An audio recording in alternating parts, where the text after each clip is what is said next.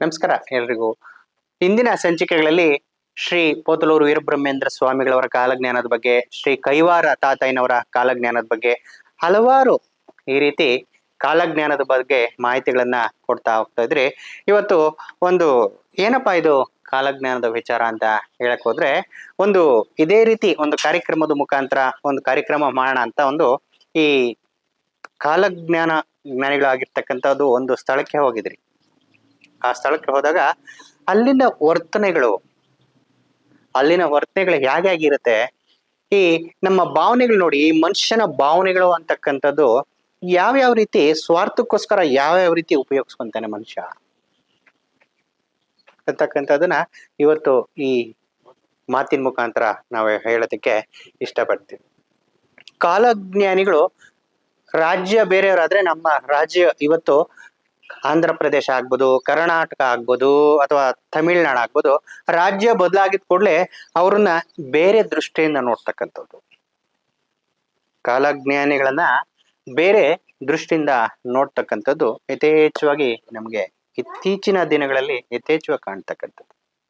ಯಾಗಪ್ಪ ಅಂತ ಹೇಳಿದ್ರೆ, ಅವರು ಇದೇ ರೀತಿ ಒಂದು ಕಾರ್ಯಕ್ರಮ ಮಾಡಕ್ ಹೋದ್ರೆ, ಬಿಡಿ ಅವ್ರೇನು ಆಂಧ್ರ ಪ್ರದೇಶ, ಇಲ್ಲಿ ಕರ್ನಾಟಕದಲ್ಲಿ ನೋಡಿ ಹೆಂಗಿದ್ದಾರೆ ನಮ್ಮ ಕಾಲಜ್ಞಾನಿಗಳು, ಕರ್ನಾಟಕದಲ್ಲಿ ನೋಡಿದ್ದಕ್ಕಂಥವ್ರೆ ಶ್ರೇಷ್ಠ ಕಾಲಜ್ಞಾನಿಗಳು ಅಂತಕ್ಕಂಥ ಮಾತುಗಳನ್ನು ಕೂಡ ಗೊತ್ತಾಯ್ತು.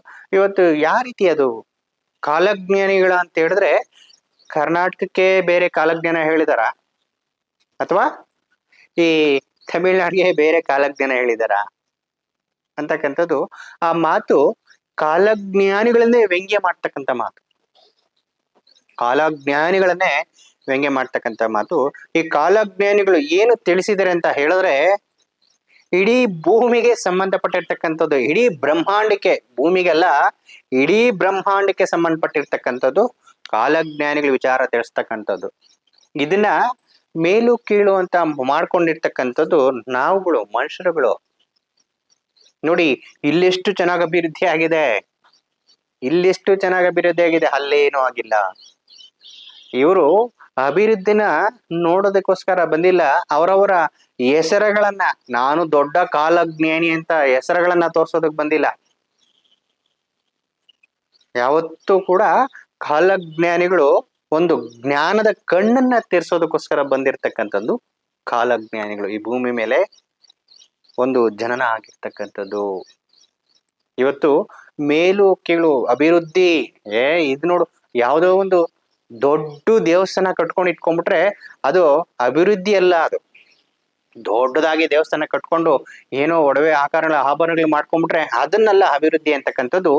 ಭಯ ಭಕ್ತಿ ಅಂತಕ್ಕಂಥದ್ದು, ಭಯ ಭಕ್ತಿ ಏನಿರ್ತೋ ಅದು ಕಾಲಜ್ಞಾನ. ಭಯ ಭಕ್ತಿಯಿಂದ ಪೂಜೆ ಮಾಡ್ತಕ್ಕಂಥದ್ದು ಜನಗಳನ್ನ, ಈ ನಾವು ಏನು ಅವ್ಯವಚಾರಗಳು ಮಾಡ್ತಿದಾರೋ, ಅಹಂಕಾರಗಳು ಮಾಡ್ತಿದಾರೋ ಅದನ್ನ ಹೋಗಿಸ್ತಕ್ಕಂಥದ್ದು, ಮನುಷ್ಯನಲ್ಲಿ ಇರ್ತಕ್ಕಂಥ ಅಹಂಕಾರಗಳನ್ನ ಓಡಿಸ್ತಕ್ಕಂಥದ್ದು, ಕಾಲಜ್ಞಾನ ವಿಚಾರದಲ್ಲಿ ತಿಳಿಸಿರ್ತಕ್ಕಂಥವು ಏನಿದೆಯೋ ಅದನ್ನ ಪ್ರಚಾರ ಮಾಡ್ತಕ್ಕಂಥದ್ದು, ಹೇಳಿರೋ ಅಂಥದ್ದು ಕಾಲಜ್ಞಾನ. ಈ ಆಡಂಬರ ಏನಿದೆಯಾ ನೋಡಿ, ಆಡಂಬರಗಳು ನಾವು ಪ್ರತಿನಿತ್ಯ ಇಲ್ಲಿ ಎಷ್ಟೋ ದೊಡ್ಡ ದೊಡ್ಡ ವಿದ್ವಾಂಸರು ಕರೆಸಿ ನಾವು ಕಾರ್ಯಕ್ರಮಗಳನ್ನ ಮಾಡ್ತಾ ಇದ್ದೀವಿ. ಎಷ್ಟೆಷ್ಟೋ ಇಲ್ಲಿ ಕೋಟ್ಯಾಂತರ ಹಣ ಬರ್ತಾ ಇದೆ, ಎಷ್ಟೆಷ್ಟೋ ಆಸ್ತಿ ಇದೆ ಇಲ್ಲಿ ಅಂತಕ್ಕಂಥದ್ದನ್ನ ಆ ರೀತಿ ಪ್ರಚಾರ ಮಾಡಿ ಅಂತ ಕಾಲಜ್ಞಾನಿಗಳು ಹೇಳಿಲ್ಲ. ಜ್ಞಾನವನ್ನ ಪ್ರಚಾರ ಮಾಡಿ, ಜನಗಳನ್ನ ಒಳ್ಳೆ ಮಾರ್ಗದರ್ಶನವನ್ನ ಪ್ರಚಾರ ಮಾಡಿ ಅಂತ ಹೇಳ್ತಕ್ಕಂಥದ್ದು. ಇವತ್ತು ಏನಾಗಿದೆ ಅಂತ ಹೇಳಿದ್ರೆ, ಕಾಲಜ್ಞಾನಿಗಳನ್ನ ಮುಂದೆ ಇಟ್ಕೊಂಡು ಜಾತಿ ಭೇದ ಅಂತಕ್ಕಂಥದ್ದು ಮಾಡ್ತಕ್ಕಂಥದ್ದು ಹೆಚ್ಚಾಗಿ ಕಾಡ್ತಿದೆ. ಇದು ನಮ್ಮ ಜಾತಿದು, ನಮ್ಮ ಜಾತಿ ದೇವರಿದು, ಇದನ್ನ ಮೇಲಕ್ಕೆ ಬೆಳೆಸೋದ್ರಿಂದ, ಈ ಜಾತಿ ದೇವ್ರನ್ನ ಜಾತಿ ಮೇಲಕ್ಕೆ ಬೆಳೆಸೋದ್ರಿಂದ ನಮ್ಮ ಜಾತಿ ಬೆಳೆಯುತ್ತೆ, ನಮ್ಮ ಜಾತಿ ಬೆಳೆಯುತ್ತೆ ಅಂತಕ್ಕಂಥ ಸ್ವಾರ್ಥಿಗಳು ಬಹಳ ಹೆಚ್ಚಾಗಿ ಕಾಣ್ತಿದ್ದಾರೆ. ಇದು ನಡಿಲೇಬೇಕು ಅಂತ ನಾವು ಹೇಳ್ತೀರಿ. ಈ ರೀತಿ ನಡೆದಿಲ್ಲ ಅಂತ ಹೇಳಿದ್ರೆ ಕಾಲಜ್ಞಾನಿಗಳಿಗೆ ಬೆಲೆನೇ ಇಲ್ಲ. ಯಾಕಂದ್ರೆ ಹೇಳ್ತಿದ್ದಾರೆ, ವೀರಬ್ರಹ್ಮೇಂದ್ರ ಸ್ವಾಮಿಗಳವರು ಕಾಲಜ್ಞಾನದ ಹೇಳಿದ್ರು, ನಾನು ಮುಂದು ನನ್ನ ಜಾತಿ ಮೇಲು ನಿನ್ನ ಜಾತಿ ಕೀಳು ಅಂತಕ್ಕಂಥದ್ದು ಯುದ್ಧಗಳು ಸ್ಟಾರ್ಟ್ ಆಗ್ಬೇಕಂದ್ರೆ ಇದೆಲ್ಲ ನಡಿಲೇಬೇಕಾಗ್ತದೆ. ಆದ್ರೂ ಕೂಡ ಅಲ್ಲಿ ಹೋಗ್ತಕ್ಕಂಥ ಭಕ್ತರು ಯಾರು ಇರ್ತಾರೋ, ಅಲ್ಲಿ ಹೋಗ್ತಕ್ಕಂಥ ಭಕ್ತರು ಯಾರಿರ್ತಾರೋ ಯಾರನ್ನು ನೋಡಿ ಆ ಆಡಂಬರನ ನೋಡಿ ಹೋಗ್ತಕ್ಕಂಥವ್ರು ಯಾರು ಹೋಗೋದಿಲ್ಲ. ಅಲ್ಲಿ ಇರ್ತಕ್ಕಂಥ ಮಹಾನುಭಾವರು ಶಕ್ತಿ ಅಂತಕ್ಕಂಥದ್ದು ಏನಿರುತ್ತೋ ಆ ಶಕ್ತಿ ಅಂತಕ್ಕಂಥದ್ದು ಕಾಲಜ್ಞಾನಿಗಳು ಅಲ್ಲಿರ್ತಕ್ಕಂಥ ಕಾಲಜ್ಞಾನಿಗಳು ಸಮಾಧಿ ಅಂತಕ್ಕಂಥದ್ದು ಏನಿರುತ್ತೋ ಅದನ್ನ ನೋಡಿ ಹೋಗ್ತಾರೆ ಹೊರತು ಆಡಂಬರನ ನೋಡಿ ಭಕ್ತರು ನಿಜವಾದ ಭಕ್ತರು ಆಡಂಬರನ ನೋಡಿ ಯಾವತ್ತೂ ಹೋಗೋದಿಲ್ಲ. ಅದಕ್ಕೋಸ್ಕರ ಎಲ್ರಲ್ಲೂ ಒಂದು ಪ್ರಾರ್ಥನೆ ಮಾಡ್ಕೊಳೋದಕ್ಕೆ, ಎಲ್ರಲ್ಲೂ ಒಂದು ಮನವಿ ಮಾಡ್ಕೊಳೋದಕ್ಕೆ ನಾವ್ ಇಷ್ಟಪಡ್ತೀವಿ.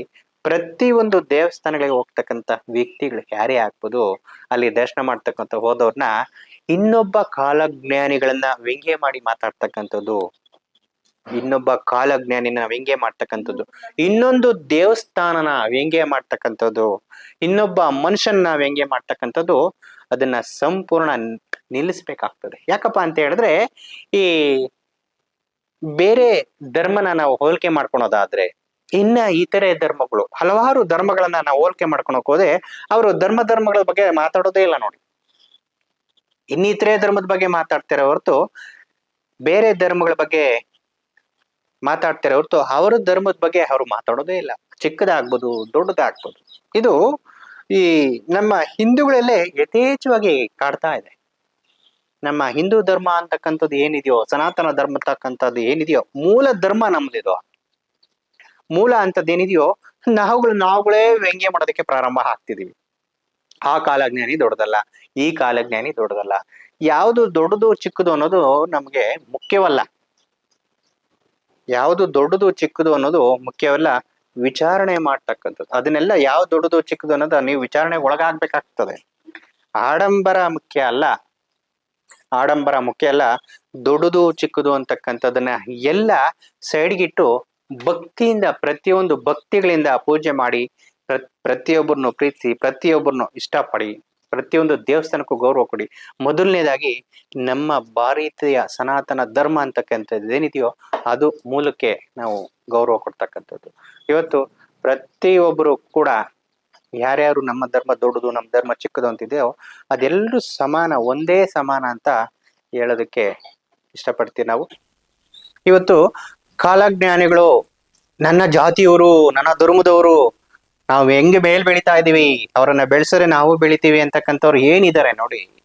ನನ್ನ ಜಾತಿ, ನನ್ನ ದೇವರು, ನನ್ನ ಜಾತಿ ದೇವರು, ನನ್ನ ಜಾತಿ ಕಾಲಜ್ಞಾನ ಬಡ್ದಿದೆ ಅಂತಕ್ಕಂಥವ್ರೆ ಆ ಕಾಲಜ್ಞಾನಿಗಳಿಗೆ ತೊಂದರೆ ಕೊಟ್ಟಿರ್ತಕ್ಕಂಥ ಜಾತಿಗಳು. ಜಾತಿ ಭೇದ ಅಂತಕ್ಕಂಥದ್ದು ಏನಿದೆ ನೋಡಿ, ಕಾಲಜ್ಞಾನಿಗಳಿಗೆ ಇವತ್ತು ನಾವುಗಳು ಕೂಡ ಈ ಕೆಲವೊಂದು ಹೇಳ್ತಿರ್ತೀರಿ, ಈ ಜಾತಿ ಮಿಂದ ಪೋತಂದ್ರ ಮಾನ್ ಬುದ್ಧಿ ಅಂತ ನಮ್ಮ ಗುರುಗಳು ನಮ್ಮನ್ನು ಬೈತಿರೋರು.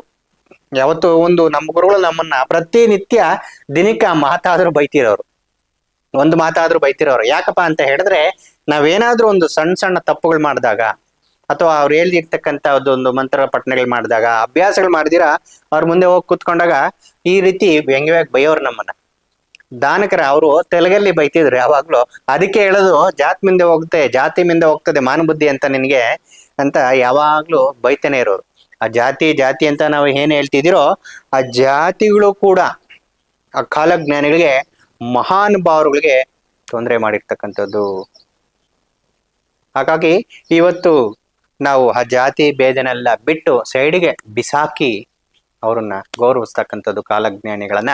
ಇವತ್ತು ಎಲ್ಲರೂ ಯಾರು ಬೇರೆ ಇಲ್ಲ, ಎಲ್ರು ನಮ್ಮ ಭಾರತ ದೇಶದವ್ರೆ, ಎಲ್ಲ ಭಾರತ ತಾಯಿ ಮಡಿಲಲ್ಲೇ ಹುಟ್ಟತಕ್ಕಂಥವ್ರು ನಾವೆಲ್ಲರೂ ಕೂಡ ಒಂದೇ ಅಂತ ಹೇಳ್ತಾ ಇವತ್ತು ಮಾತನ್ನ ಮುಗಿಸ್ತಾ ಇದೀವಿ. ನಮಸ್ಕಾರ.